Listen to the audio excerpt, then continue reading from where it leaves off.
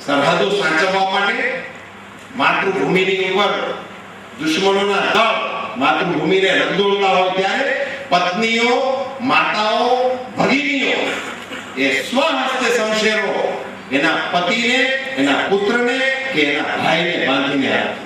એ આ દેશની પરંપરા હતી. એ 57ના સંગ્રામનો એ આપણા માટેનો સંદેશ છે. આપણે ક્યાં ઊભા છીએ?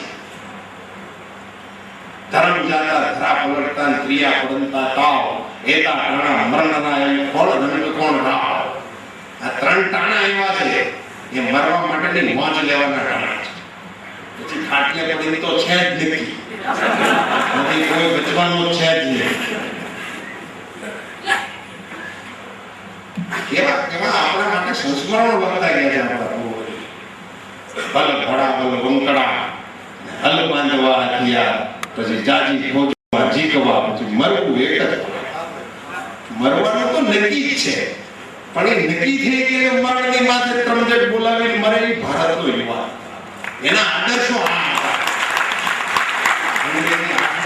વિશ્વ કરવાનો આદર્શ એ ભારતના યુવાનોનો નહોતો.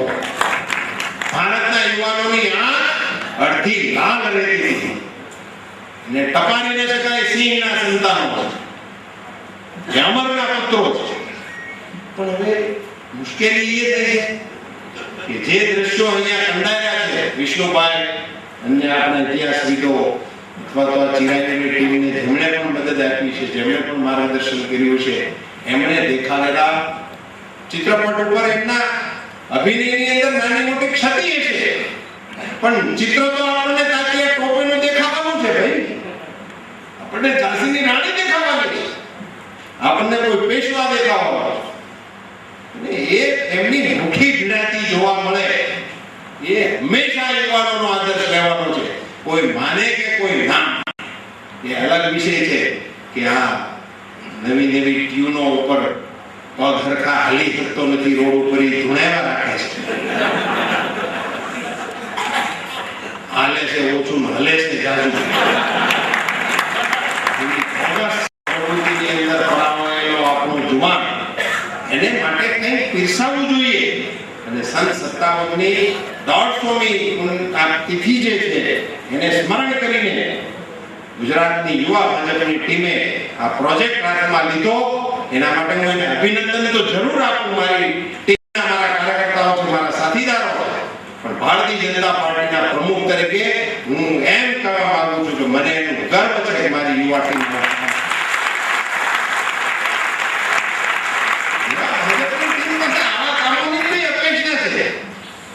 આ પ્રકારની પ્રવૃત્તિ તમારા પ્રાણમાં ઉતરે એ અપેક્ષા છે.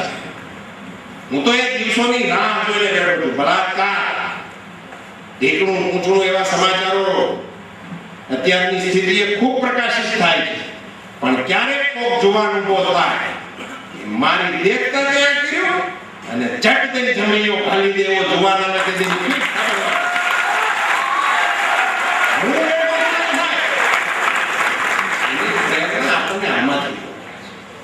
નથી કે આપણે કોના માટે. આ બધા રંગો અને આ બધો કસુંબલ રંગ એ આપણી પહેચાન છે, એ ભારતની પહેચાન છે, એ ગુજરાતની પહેચાન છે. અને એ પહેચાનને સ્પર્શ કરવા આ પ્રયાસ. સ્પર્શ તો કર્યો. અત્યારે આઝાદીની આ સ્થિતિ નથી કે આપણે કોઈને આદેશ આપીએ કે લો બંદૂકો કરો પરાક અને કઈ આતંકવાદી કરે પણ એનું સ્મરણ તો હોવું જોઈએ ને. બાળકોને સ્મરણ તો હોવું જોઈએ ને કે આ દેશનો એક બાળક હતો જેને અંકગણિત શીખવા માટે સિંહનું જડબું ફાડી તેના દાંત ગણતો હતો.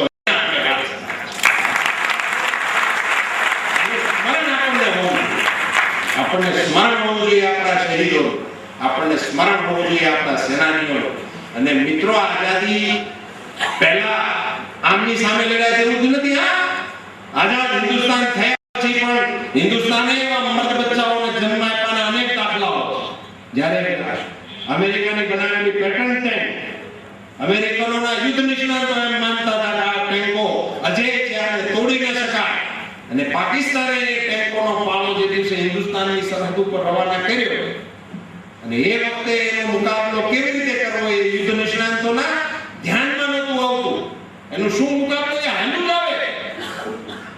મોત એને રોકી જ ન શકાય. 13 ઇંચ જાડું લોખંડનું કવચ છે એનું. 13 ઇંચ, 1 ફૂટની ઉપર 1 ઇંચ, અને એની ઉપર બોમ્બ પડે. એનું વર્ણન વિષ્ણુભાઈ વાંચે. એની ઉપર બોમ્બ પડે ત્યારે એની અંદર બેઠેલા ડ્રાઈવરની કોકા કોલા પીતો હોય તો એની હળી નો હાલે એવી રીતે એને બનાવી. હવે કલ્પના કરો કેટલી સુરક્ષિત ટેન્ક હશે. એ અંદર ડિસ્ટર્બ ન થાય એનો ડ્રાઈવર. ઉપરથી બોમ્બ પડે.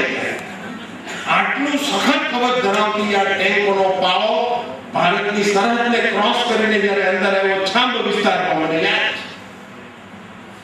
અને સમાચારોમાં પણ શરૂ થઈ ગયું હતું કે ભારતની સેનાને પીછેહટ કરવી પડે, પાકિસ્તાનની સેના આગળ. એ વખતે મેં કહ્યું ને કે જેની માતાઓ હાથે તિલક કરીને મોકલે ને એ જનેતાઓના બેટાઓ સરહદ ઉપર ત્યારે પણ હતા. અને એ પૈકીના જવાનોએ છાતીએ બોમ્બ બાંધ્યા, પોતાની છાતીએ બોમ્બ બાંધ્યા અને પગે ક્રોલિંગ કરીને 4 પગે ટેન્કની નીચે સુતાય. ટેન્ક એની ઉપરથી આવી, એની ઉપરથી ટેન્ક પસાર થઈ અને નીચે જ્યારે કચડાનો ત્યારે બોમ્બ ફાટ્યો, ત્યારે ટેન્ક તૂટી. યુદ્ધ નિષ્ણાતો માનતા નહોતા. અમેરિકાથી યુદ્ધના પત્રકારો આ ઘટનાને જોવા માટે પરવાનગી લે. કેમ ટેન્ક તૂટે, પેટર્ન ટેન્ક તૂટે કેવી રીતે એની સમજમાં નહોતું આવતું. પણ એ તમે કલ્પના કરો કે જે મર્દનો બચ્ચો અહીંયા મોતને છાતીએ લગાડીને એ ટેન્કની નીચે સૂઈ જતો હશે, એ એની માનું દૂધ કેટલું જરૂરી હશે. એના વારસદારોથી આપણે એવા સંસ્મરણો કરવાનો અવસર વડોદરાની આ પ્રતાપી જગ્યામાં યુવા મોરચાની મારી ટીમે મને આપ્યો. એ માટે હું એમને અભિનંદન આપું છું. એનો મને ગર્વ છે, એનો મને ફક્ર છે. હું આવ્યો કાર્યક્રમની અંદર આપ સૌને મળવાનો, મારા મનના ઉભરાને ઠાલવવાનો મને મોકો આપ્યો. અમારા સમગ્ર આગેવાનો, વડોદરા નગરના ચૂંટાયેલા સંગઠનના લોકોએ અમારું સ્વાગત કર્યું, અમારું બહુમાન પણ કર્યું. અહીંયા અમારા નર્મદા નિગમના નવા વરાયેલા ચેરમેન, મારા અધ્યક્ષ, અમારા ધારાસભ્યશ્રીઓ, અમારી સાંસદ ગીત ગાઈ, પંચમમાં ગાય છે. સ્વર સાંભળીને આજે ઉંમરના તફાવતનો પ્રશ્ન ઉભો થયો. સુંદર કંઠ આપ્યો છે.